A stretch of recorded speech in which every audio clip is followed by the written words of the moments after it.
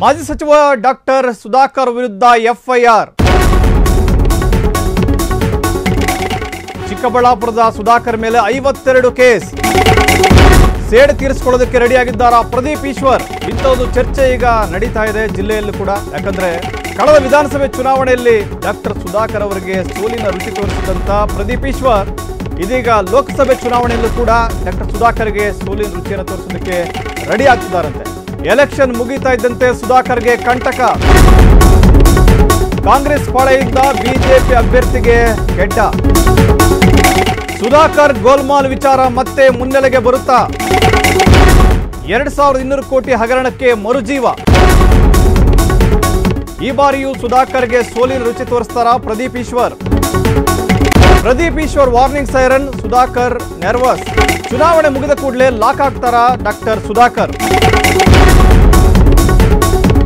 ಚಿಕ್ಕಬಳ್ಳಾಪುರ ಜಿಲ್ಲೆಯಲ್ಲಿ ಕಳೆದ ವಿಧಾನಸಭೆ ಚುನಾವಣೆಯಲ್ಲಿ ಯಾವ ರೀತಿ ಜಿದ್ದಾಜಿದ್ದಿನ ಪೈಪೋಟಿ ಇತ್ತು ನೀವೆಲ್ಲ ಕೂಡ ನೋಡಿದ್ರಿ. ಅದೇ ರೀತಿಯಂತ ಒಂದು ಫೈಟ್ ಈ ಬಾರಿ ಕೂಡ ನಡೆಯುತ್ತೆ. ಆದರೆ ಈ ಕಣದಲ್ಲಿ ಪ್ರದೀಪ್ ಈಶ್ವರ್ ಇರೋದಿಲ್ಲ, ಬದಲಾಗಿ ಬೇರೆ ಅಭ್ಯರ್ಥಿ ಇದ್ದರೂ ಕೂಡ ಡಾಕ್ಟರ್ ಸುಧಾಕರ್ ಅವರಿಗೆ ಟೆನ್ಷನ್ ಮಾತ್ರ ತಪ್ಪಿಲ್ಲ. ಕಾರಣ ಅಂತಂದರೆ ನಿನ್ನೆ ನಡೆಸಿದಂಥ ಒಂದು ಸುದ್ದಿಗೋಷ್ಠಿ ಪ್ರದೀಪ್ ಈಶ್ವರ್ ಡಾಕ್ಟರ್ ಸುಧಾಕರ್ ಅವರನ್ನ ಈ ಬಾರಿ ಸೋಲಿಸ್ತೀವಿ, ಒಬ್ಬ ಭ್ರಷ್ಟನಿಗೆ ಟಿಕೆಟನ್ನು ಕೊಟ್ಟಿದ್ದಾರೆ ಬಿಜೆಪಿಯವರು ಅಂತ ಗುಡುಗಿದ್ದಾರೆ. ಅಷ್ಟೇ ಅಲ್ಲ, ಈ ಹಿಂದೆ ಸುಧಾಕರ್ ಅಧಿಕಾರದಲ್ಲಿದ್ದಾಗ 52 ಕೇಸ್ ಜಡಿದಿದ್ರು ಇದೇ ಪ್ರದೀಪ್ ಈಶ್ವರ್ ಅವರ ಮೇಲೆ. ಆ ಸೇಡನ್ನು ತೀರಿಸ್ಕೊಳ್ಳೋದಕ್ಕೆ ಇದೀಗ ಪ್ರದೀಪ್ ಈಶ್ವರ್ ಕೂಡ ರೆಡಿ ಆಗಿದ್ದಾರಂತೆ. ಈ ಹಿನ್ನೆಲೆಯಲ್ಲಿ ಎಲ್ಲ ತಯಾರಿಗಳು ಕೂಡ ಕಾಂಗ್ರೆಸ್ ಸರ್ಕಾರದಲ್ಲಿ ಆಗಿತ್ತು. ಆದರೆ ಈಗ ಚುನಾವಣೆ ಬಂದ್ಬಿಟ್ಟಿದೆ, ಚುನಾವಣಾ ನೀತಿ ಸಂಹಿತೆ ಇದೆ. ಇದು ಮುಗಿದ ಮೇಲೆ ಸುಧಾಕರ್ಗೆ ಕೆಡ್ಡ ತೋಡೋದು ಪಕ್ಕ ಅಂತಲೇ ಹೇಳಲಾಗ್ತಾ ಇದೆ. ಚುನಾವಣೆ ಮುಗಿದ ನಂತರ ಡಾಕ್ಟರ್ ಸುಧಾಕರ್ ವಿರುದ್ಧ ಕೇಸುಗಳು ದಾಖಲಾಗುತ್ತೆ. 52 ಕೇಸುಗಳು ದಾಖಲಾಗ್ಬೋದು ಅಂತ ಹೇಳಲಾಗ್ತಾ ಇದೆ. ಕೋವಿಡ್ ಸಂದರ್ಭದಲ್ಲಿ ಮಾಡಿದ್ರಲ್ಲ ಹಗರಣ, ಅಂದರೆ ಆರೋಪ ಮಾಡಿದ್ರಲ್ಲ ಕಾಂಗ್ರೆಸ್ನವರು, ಅವಾಗ ಅದೇ ಪ್ರಕರಣಕ್ಕೆ ಸಂಬಂಧಪಟ್ಟಂತೆ ಈಗ ಕಾಂಗ್ರೆಸ್ಸೇ ಅಧಿಕಾರಕ್ಕೆ ಬಂದಿರೋದ್ರಿಂದ ತನಿಖೆ ಮಾಡ್ತಾರೆ. ತನಿಖೆ ಮಾಡಿದ ನಂತರ ಡಾಕ್ಟರ್ ಸುಧಾಕರ್ ಲಾಕ್ ಆಗ್ತಾರೆ ಅಂತ ಹೇಳಲಾಗ್ತಾ ಇದೆ. ನನಗೆ ವೈಯಕ್ತಿಕವಾಗಿ ಡಾಕ್ಟರ್ ಕೆ ಸುಧಾಕರ್ ಮೇಲೆ ಬೇಜಾರಿಲ್ಲ, ನಮ್ಮೂರು ಹುಡುಗ, ಗೌರವ ಇದೆ.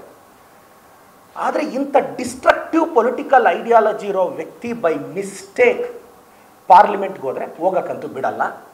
ಹುಕ್ಕಾರ್ ಕ್ರುಕ್ ಕೇಂದ್ರ ಸರ್ಕಾರನೇ ಬಂದು ಚಿಕ್ಕಬಳ್ಳಾಪುರದಲ್ಲಿ ನಿಂತ್ಕೊಳ್ಳಿ, ಸುಧಾಕರ್ ಅವ್ರನ್ನ ಪಾರ್ಲಿಮೆಂಟ್ ಮೆಟ್ಲು ತುಳಿಯಕ್ಕೆ ಬಿಡಲ್ಲ. ಇದು ಚಾಲೆಂಜು ಸೆಕೆಂಡ್ರಿ. ಇದೆಲ್ಲ ಅನ್ಕೋಬೋದು, ಏನಪ್ಪ ತುಂಬ ಆಕ್ರೋಶವಾಗಿ ಮಾತಾಡ್ತಾರೆ ಇವರು. ಆಕ್ರೋಶದಿಂದ ಅಲ್ಲ, ಇದು ನನ್ನಂಥ ಮಿಡಲ್ ಕ್ಲಾಸ್ ಹುಡುಗನ ನೋವು.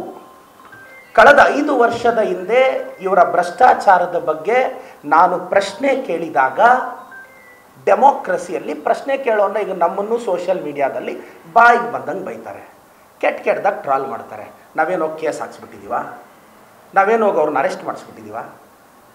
ನಾವು ಇಟ್ಸ್ ಸಾರ್ವಜನಿಕ ಜೀವನಕ್ಕೆ ಬಂದ ಮೇಲೆ ಇದನ್ನೆಲ್ಲ ಅಕ್ಸೆಪ್ಟ್ ಮಾಡಬೇಕು. ನಿಮ್ಮನ್ನು ಹೊಗಳ್ತಾರೆ, ಬೈತಾರೆ, ಕೆಟ್ಟದಾಗ. ನಾನು ಯಾರ ಮೇಲೆ, ನನ್ನನ್ನು ಭಾಳಷ್ಟು ಜನ ಕೆಟ್ಟದಾಗ ಬೈತಾರೆ ಸೋಷಿಯಲ್ ಮೀಡಿಯಾದಲ್ಲಿ. ನಮ್ಮದೇ ಸರ್ಕಾರ ಇದೆ, ರಿವೆಂಜ್ ತಗೋಬೋದಲ್ಲ? ನೋ. ಡೆಮೋಕ್ರಸಿಯಲ್ಲಿ ಕನ್ಸ್ಟ್ರಕ್ಟಿವ್ ಕ್ರಿಟಿಸಿಸಮ್ ಇರುತ್ತೆ, ಬಿಡಬೇಕು. ಅದನ್ನು ಜೀರ್ಣಿಸ್ಕೊಳ್ಳೋ ಶಕ್ತಿ ಇದ್ರೇ MLA MP ಆಗಬೇಕು. ತಟ್ಕೊಳ್ಳೋ ಶಕ್ತಿ ಇಲ್ಲಾಂದ್ರೆ 4 ಗೋಡೆಗಳ ಮಧ್ಯೆ ತೆಪ್ಪಾಗಿ ಬಿಸ್ನೆಸ್ ಮಾಡ್ಕೊಂಡು ಕೆಲಸಕ್ಕೆ ಹೋಗಿರ್ಬೋದು. ಈ ಬಗ್ಗೆ ಹೆಚ್ಚಿನ ಮಾಹಿತಿಯನ್ನು ಪಡೆಯೋಣ. ನಮ್ಮ ಪ್ರತಿನಿಧಿ ಸಾಯಿದ್ ಈಗ ಸಂಪರ್ಕದಲ್ಲಿದ್ದಾರೆ. ಸಾಯಿದ್, ಚಿಕ್ಕಬಳ್ಳಾಪುರ ಲೋಕಸಭಾ ಕ್ಷೇತ್ರ ಈ ಬಾರಿ ಬಹಳಷ್ಟು ಕುತೂಹಲ ಕೆರಳಿಸ್ತಾ ಇದೆ. ಯಾಕಂತಂದ್ರೆ ಪ್ರದೀಪ್ ಈಶ್ವರ್ ಅವರ ನಿನ್ನೆ ಸುದ್ದಿಗೋಷ್ಠಿ ಹಲವು ರೀತಿಯಾದ ಚರ್ಚೆಗೆ ಕಾರಣವಾಗಿದೆ. ಕಳೆದ ವಿಧಾನಸಭೆ ಚುನಾವಣೆಯಲ್ಲಿ ಡಾಕ್ಟರ್ ಸುಧಾಕರ್ಗೆ ಸೋಲಿನ ರುಚಿಯನ್ನು ಉಣಿಸಿದ್ದು ಇದೇ ಪ್ರದೀಪ್ ಈಶ್ವರ್ ಅವರು. ಆದರೆ ಈಗ ಲೋಕಸಭೆ ಚುನಾವಣೆಯಲ್ಲೂ ಕೂಡ ಸುಧಾಕರ್ ಅವರನ್ನ ಸೋಲಿಸ್ತೀವಿ ಅಂತ ಹೇಳ್ತಾ ಇದ್ದಾರೆ. ಸೊ ಯಾವ ರೀತಿಯಂತ ಸ್ಟ್ರಾಟಜಿಯನ್ನು ಮಾಡ್ತಾ ಇದ್ದಾರೆ ಪ್ರದೀಪ್ ಈಶ್ವರ್? ಏನೆಲ್ಲ ಆಗ್ಬೋದು ಚಿಕ್ಕಬಳ್ಳಾಪುರ ಲೋಕಸಭಾ ಕ್ಷೇತ್ರದಲ್ಲಿ ಈ ಬಾರಿ? ಸುರೇಶ್, ಅದಕ್ಕೂ ಮೊದಲು ಈಗ ಚಿಕ್ಕಬಳ್ಳಾಪುರ ಕ್ಷೇತ್ರದಲ್ಲಿ ಡಾಕ್ಟರ್ ಸುಧಾಕರ್ ಜನರ ಮೇಲಿರ್ತಕ್ಕಂತಹ ಅಥವಾ ಜನ ಡಾಕ್ಟರ್ ಸುಧಾಕರ್ ಮೇಲಿಟ್ಟಂತಹ ವಿಶ್ವಾಸವನ್ನು ಹೆಂಗೆ ಹಂತವಾಗಿ ಕಳ್ಕೊಂಡು ಬಂದರು ಅನ್ನುವಂಥದ್ದನ್ನು ಕೂಡ ನಾವು ನೋಡಬೇಕಾಗುತ್ತವೆ. ನಾನು ನಿಮ್ಮ ಪ್ರಶ್ನೆಗೆ ನೇರವಾದಂತಹ ಉತ್ತರವನ್ನು ಕೊಡ್ತೀನಿ. ಅದಕ್ಕೂ ಮೊದಲು ಇಲ್ಲಿ ಲೋಕಸಭಾ ಕ್ಷೇತ್ರ ಏನು ಚಿಕ್ಕಬಳ್ಳಾಪುರ ಲೋಕಸಭಾ ಕ್ಷೇತ್ರದಲ್ಲಿ ಆರಂಭದಲ್ಲಿ ಡಾಕ್ಟರ್ ಕೆ ಸುಧಾಕರ್ ಹೇಳ್ತಾ ಇದ್ದಂತಹದ್ದು, ನನಗೆ ಚಿಕ್ಕಬಳ್ಳಾಪುರ ಲೋಕಸಭಾ ಕ್ಷೇತ್ರದಲ್ಲಿ ರಾಜಕೀಯವಾದಂತಹ ಯಾವ ಶತ್ರುನೂ ಇಲ್ಲ ಅಂತ ಘಂಟಾಘೋಷವಾಗಿ ಹೇಳ್ಕೊಳ್ತಾ ಇದ್ರು. ನನಗೆ ರಾಜಕೀಯವಾಗಿ ಯಾವ ಶತ್ರುಗಳು ಕೂಡ ಇಲ್ಲ, ಯಾವ ಸಂದರ್ಭದ ಚುನಾವಣೆಯಾದರೂ ಕೂಡ ನಾನು ನಿರಾಯಾಸವಾಗಿ ಚಿಕ್ಕಬಳ್ಳಾಪುರದಲ್ಲಿ ಬರ್ತೀನಿ ಅಥವಾ ಗೆದ್ದುಕೊಂಡು ಬರ್ತೀನಿ ಅಂತ ಬೀಗ್ತಾ ಇದ್ದಂತಹ ಡಾಕ್ಟರ್ ಕೆ ಸುಧಾಕರ್ ಅವರನ್ನ ಮಣ್ಣು ಮುಗಿಸಿದ್ದು ಒಬ್ಬ ಸರ್ವೇ ಸಾಮಾನ್ಯ ಶಿಕ್ಷಕ ಎನ್ನುವಂತಹದ್ದು ಈ ಚರ್ಚೆಯಲ್ಲಿ ಪ್ರಮುಖವಾದಂತಹ ವಿಚಾರ. ಅಲ್ಲಿ ಕೇವಲ ಈ ಏನು ಪಂಚ ಯೋಜನೆ ಮಾತ್ರ ವರ್ಕೌಟ್ ಆಗಿದ್ದಲ್ಲ, ಅಲ್ಲಿ ಏನು ಪ್ರದೀಪ್ ಈಶ್ವರ್, ಈಗಿನ ಕಾಂಗ್ರೆಸ್ ಶಾಸಕರಾದಂತಹ ಪ್ರದೀಪ್ ಈಶ್ವರ್ನ ಆ ಒಂದು ಮಾತಿನ ವೈಖರಿ, ಡಾಕ್ಟರ್ ಕೆ ಸುಧಾಕರ್ ಹೋಗದೇ ಇದ್ದಂತಹ ಓಣಿಕೇರಿಗಳಿಗೆ ಪ್ರದೀಪ್ ಈಶ್ವರ್ ಹೋದ್ರು, ಅವರ ಆ ಮಾತಿನ ವೈಖರಿ, ಒಂದು ವಿಭಿನ್ನತೆ, ಇವೆಲ್ಲವೂ ಕೂಡ ಜನರನ್ನ ಮುಟ್ತು. ಜೊತೆಗೆ ಕಳೆದ ಏನು ಈ ರಾಜ್ಯದ ಆಡಳಿತ ಬಿಜೆಪಿ ಸರ್ಕಾರದಲ್ಲಿ ಅಥವಾ ಬಿಜೆಪಿ ರಾಜ್ಯದಲ್ಲಿ ಆಡಳಿತದಲ್ಲಿದ್ದಂತಹ ಸಂದರ್ಭದಲ್ಲಿ ಕೋವಿಡ್ ನಿರ್ವಹಣಾ ಭ್ರಷ್ಟಾಚಾರ ಮುನ್ನೆಲೆಗೆ ಬರುತ್ತೆ. ಆ ಭ್ರಷ್ಟಾಚಾರದಲ್ಲಿ ಪ್ರಮುಖವಾಗಿ ಕೇಳಿ ಬಂದಂತಹ ಹೆಸರು ಅದು ಡಾಕ್ಟರ್ ಕೆ ಸುಧಾಕರ್. ಅದನ್ನ ಏನು ಪ್ರದೀಪ್ ಈಶ್ವರ್ ಅಚ್ಚುಕಟ್ಟಾಗಿ ಬಳಸ್ಕೊಂಡ್ರು ಎನ್ನುವಂತಹದ್ದು ಕೂಡ ಜಗಜ್ಜಾಹೀರು.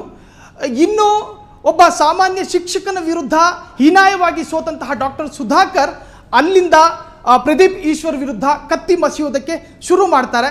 ಈ ಹಿಂದೆ ಸಾಕಷ್ಟು ಬಾರಿ ಖುದ್ದು ಪ್ರದೀಪ್ ಈಶ್ವರ್ ಕೂಡ ಹೇಳ್ಕೊಂಡಿದ್ದಾರೆ, ಏನು ಆಡಳಿತದಲ್ಲಿದ್ದಂತಹ ಸಂದರ್ಭದಲ್ಲಿ ಡಾಕ್ಟರ್ ಕೆ ಸುಧಾಕರ್ ನನ್ನ ವಿರುದ್ಧ ಅಟ್ಟಹಾಸ ಮೆರೆದಿದ್ದಾರೆ, ಅವರು ಅವರ ಆಡಳಿತವನ್ನು ದುರುಪಯೋಗ ಪಡಿಸಿಕೊಂಡು ನನ್ನ ಮೇಲೆ ಸಾಕಷ್ಟು ರೀತಿಯ ಸುಳ್ಳಾರೋಪಗಳನ್ನು, ಸುಳ್ಳು ಪ್ರಕರಣಗಳನ್ನು ದಾಖಲಿಸಿಕೊಂಡು ನನ್ನ ರಾಜಕೀಯ ಶಕ್ತಿಯನ್ನು ಕುಗ್ಗಿಸೋದಕ್ಕೂ ಮತ್ತು ನನಗೆ ಮಾನಸಿಕವಾದಂತಹ ಒತ್ತಡವನ್ನು ತಂದು ರಾಜಕೀಯವಾಗಿ ನಾನು ಹಿಂದೇಟು ಹಾಕಬೇಕು ಅಂತ ಇದೇ ಡಾಕ್ಟರ್ ಕೆ ಸುಧಾಕರ್ ಸಾಕಷ್ಟು ಪ್ರಯತ್ನ ಪಟ್ಟರು. ಆದರೆ ಆ ಪ್ರಯತ್ನಗಳೆಲ್ಲವೂ ಕೂಡ ಅವರು ವಿಫಲತೆಯನ್ನು ಕಂಡರು, ಅದರಲ್ಲಿ ಸೋತರು ಅಂತ ಖುದ್ದು ಪ್ರದೀಪ್ ಈಶ್ವರ್ ಸಾಕಷ್ಟು ಬಾರಿ ಹೇಳಿಕೆಯನ್ನು ಕೊಟ್ಟಿರ್ತಕ್ಕಂತಹದ್ದು.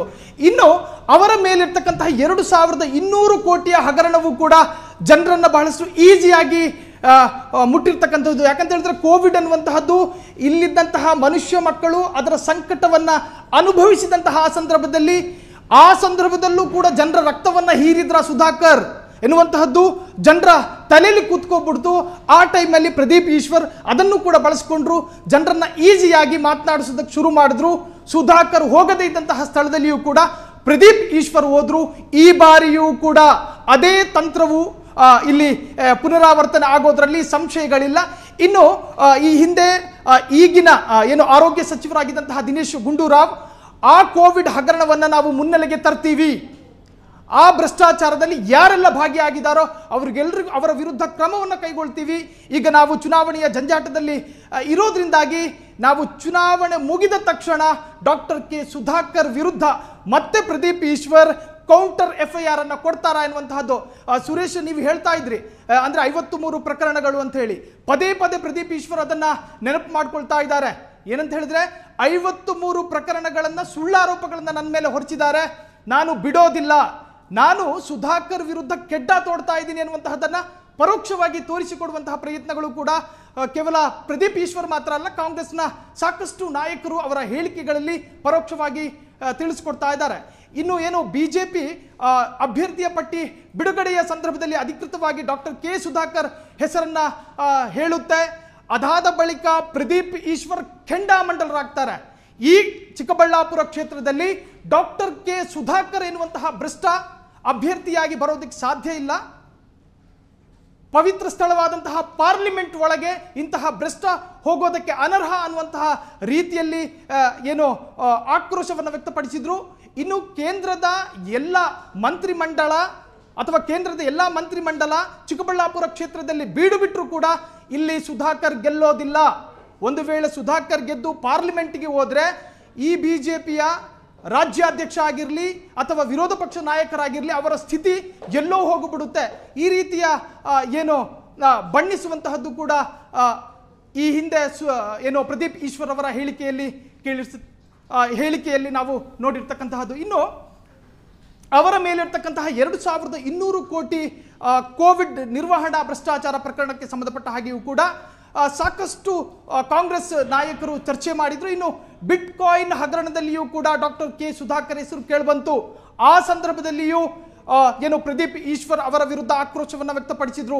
ಇಂತಹ ಭ್ರಷ್ಟರಿಗ ಬಿಜೆಪಿ ಪ್ಲಾಟ್ಫಾರ್ಮ್ ಕೊಟ್ಟಿರ್ತಕ್ಕಂತಹದ್ದು, ಇಂತಹ ಭ್ರಷ್ಟರಿಗ ಬಿಜೆಪಿ ಟಿಕೆಟ್ ಕೊಡುವಂತಹದ್ದು, ಹೀಗೆ ಸಾಕಷ್ಟು ರೀತಿಯಲ್ಲಿ ಟಾಂಗ್ ಕೊಡುವಂತಹ ಕೆಲಸ ಮಾಡಿದ್ರು, ಕೌಂಟರ್ ಅಟ್ಯಾಕ್ ಮಾಡುವಂತಹ ಪ್ರಯತ್ನವನ್ನು ಪಟ್ಟರು. ಇನ್ನು ಸುರೇಶ್, ಇಲ್ಲಿ ಕಳೆದ ಬಾರಿ ಹೀನಾಯವಾಗಿ ಸೋತಂತಹ ಡಾಕ್ಟರ್ ಕೆ ಸುಧಾಕರ್ ಈ ಬಾರಿಯೂ ಜನರ ವಿಶ್ವಾಸವನ್ನ ಕಳೆದುಕೊಂಡ್ರೆ ಈಗಾಗಲೇ ಬಿಜೆಪಿ ಅಥವಾ ಸ್ವಪಕ್ಷದ ನಾಯಕರುಗಳಿಂದಲೇ ಟೀಕೆಗೆ ಗುರಿಯಾದಂತಹ ಓರ್ವ ನಾಯಕ ಡಾಕ್ಟರ್ ಕೆ ಸುಧಾಕರ್ ಈ ಬಾರಿಯೂ ಏನಾದರೂ ಚಿಕ್ಕಬಳ್ಳಾಪುರ ಕ್ಷೇತ್ರದಲ್ಲಿ ಕೆ ಸುಧಾಕರ್ ಸೋಲನ್ನು ಅನುಭವಿಸಿದರೆ ಬಹುಶಃ ಅವರ ರಾಜಕೀಯ ಅಂತ್ಯದ ಆರಂಭ ಅಥವಾ ರಾಜಕೀಯ ಅಂತ್ಯಗೊಳ್ಳಬಹುದು ಎನ್ನುವಂತಹ ಚರ್ಚೆಗಳು ಕೂಡ ಶುರುವಾಗಿರ್ತಕ್ಕಂತಹದ್ದು. ಸುರೇಶ್, ಓಕೆ ಸಾಯಿ, ಧನ್ಯವಾದ ತಮ್ಮ ಮಾಹಿತಿಗಾಗಿ. ಎಸ್, ಚಿಕ್ಕಬಳ್ಳಾಪುರದಲ್ಲಿ ಈ ಬಾರಿ ಏನಾದರೂ ಡಾಕ್ಟರ್ ಕೆ ಸುಧಾಕರ್ ಅವರು ಸೋತಿದ್ದೇ ಆದಲ್ಲಿ ಅವರ ಪೊಲಿಟಿಕಲ್ ಕೆರಿಯರ್ ಎಂಡ್ ಆಗಬಹುದು ಅನ್ನೋ ರೀತಿಯ ಚರ್ಚೆಗಳಾಗ್ತಾ ಇದೆ.